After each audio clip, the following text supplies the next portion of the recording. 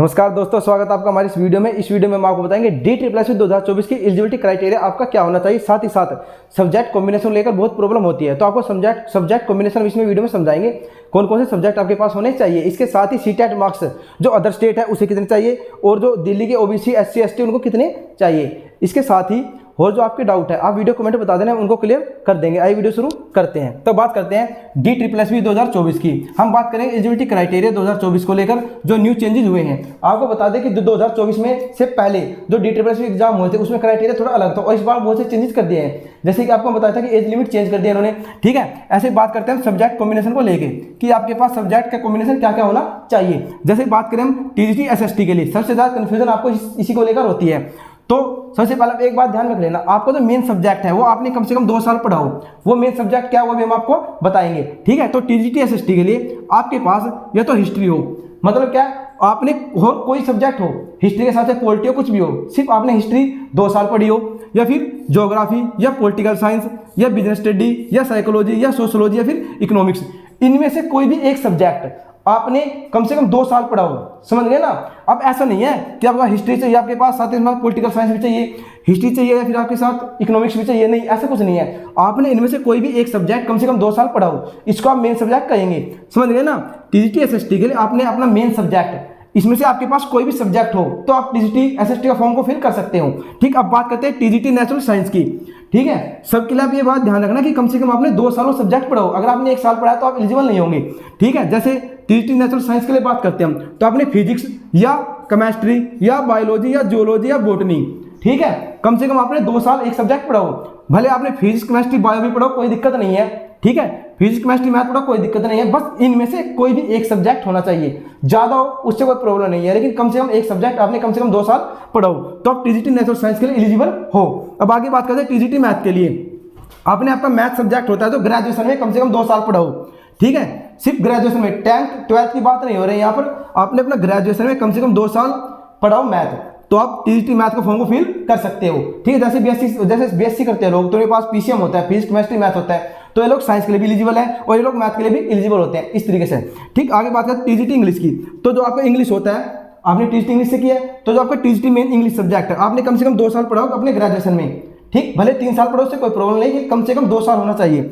ऐसे TGT हिंदी के लिए हिंदी कम से कम 2 साल पढ़ाओ, संस्कृत के लिए संस्कृत कम से कम 2 साल पढ़ाओ। ऐसे TGT पंजाबी और उर्दू के लिए, अगर पंजाबी के लिए आप फॉर्म भरते हैं तो आपने पंजाबी 2 साल पढ़ी हो अपने ग्रेजुएशन में, इसके साथ ही उर्दू आपने पढ़ी हो मेन सब्जेक्ट के रूप में ग्रेजुएशन में, ठीक है।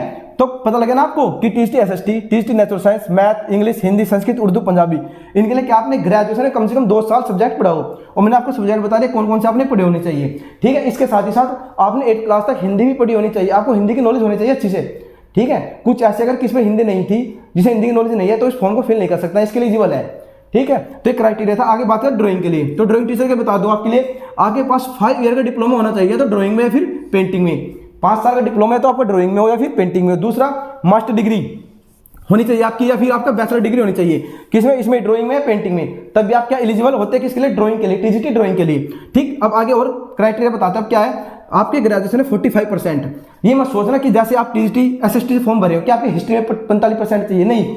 आपके टोटल पूरी ग्रेजुएशन में चाहे आपके हिस्ट्री में कितने भी नंबर हो, इकोनॉमिक्स कितने नंबर हो, फिजिक्स केमिस्ट्री में कितने भी नंबर हो, आपके टोटल परसेंटेज 45 होनी चाहिए, ठीक है। उन्होंने सब्जेक्ट में कोई क्राइटेरिया नहीं लगाया, कोई लिमिट नहीं लगाया कि आपके सब्जेक्ट में कितने नंबर चाहिए, आपके पूरे ग्रेजुएशन में 45% चाहिए। अगर किसी 44 भी है तब भी एलिजिबल नहीं है, लेकिन 45 है तो एलिजिबल है, समझ गए ना। तो 45% आपको ग्रेजुएशन में मिनिमम होना चाहिए। साथ ही साथ जो SC ST होती है उनको 5% ही छूट है।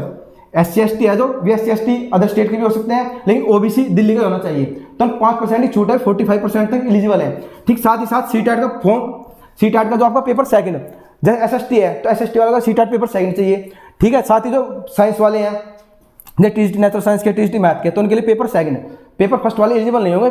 CTET का पेपर सेकंड पास होना चाहिए। हम CTET मार्क्स की बात करेंगे, आपको CTET में कितने मार्क्स चाहिए, ठीक है। जैसे देखिए अब CTET मार्क्स की बात करते हैं आगे, तो बात करें दिल्ली के कैंडिडेट की जो दिल्ली के अंदर है, जो दिल्ली में रह रहे हैं, अब से नहीं भाई 1993 से पहले, मतलब 1993 तक लास्ट था, उससे पहले आपका होना चाहिए, दिल्ली के अंदर के निवासी होना चाहिए।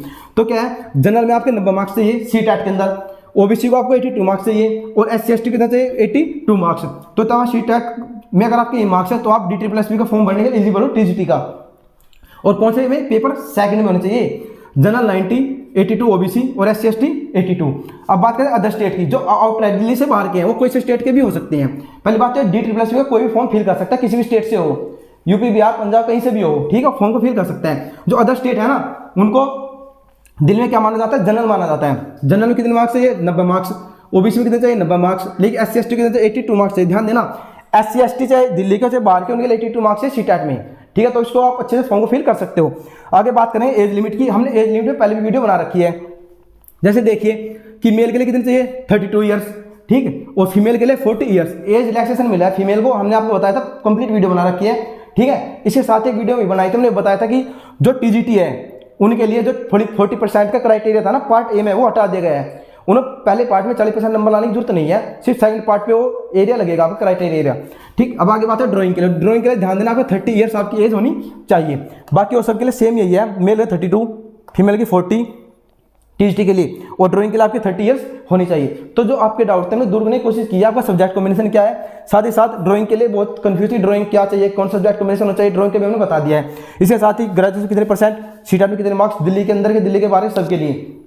इसके साथ ही साथ अगर आपको पार्ट ए की तैयारी करनी है, हमने पार्ट ए के लिए अलग से वीडियो बना रखे हैं, हिंदी के लिए, इंग्लिश के लिए, मैथ के लिए, सबके लिए, ठीक है। पार्ट बी की भी वीडियो बना रखे हैं, हमें चैनल पे देखिए, सारी वीडियो पड़ी है। आपको नोट चाहिए या फिर कोई भी हेल्प चाहिए तो आप कमेंट बता देना, हम उसका जवाब जरूर देंगे। अगर वीडियो अच्छी लगी हो, थोड़ी सी हेल्पफुल हो, तो चैनल को सब्सक्राइब कर देना। मिलते हैं वीडियो के साथ बहुत ही जल्द। जय हिंद, जय भारत, जय श्री राम।